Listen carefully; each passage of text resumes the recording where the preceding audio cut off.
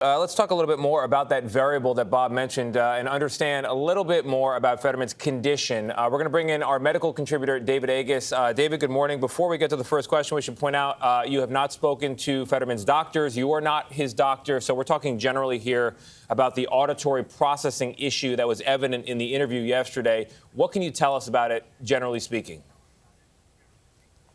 Thank you, Tony. Fetterman had an irregular heart rhythm called atrial fibrillation, where his atrium didn't contract all the way and was beating very quickly. And what happened is a blood clot happened there and traveled to the brain. Where it went in the brain, it blocked blood and oxygen from getting in, and that causes damage in the brain. This area was involved in auditory processing, that is taking words or sounds and converting them to words that the brain can understand. So he can't make that conversion well.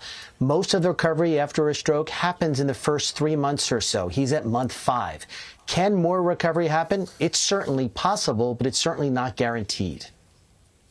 So where would you say he is in the recovery process, and how long might it take before we know for certain whether this goes away or doesn't?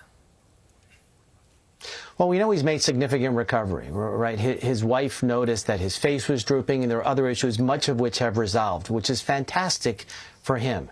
At the same time, he still has this auditory processing that was evident by having to use this teleprompter or this being able to convert words into letters that he can read. So his graphical processing, the eye processing, is perfect. The problem is that auditory processing. And getting full recovery 5 months out doesn't happen in many cases. And so he may be reliant on these devices that convert words into graphical elements or something he can see and be able to translate in his brain.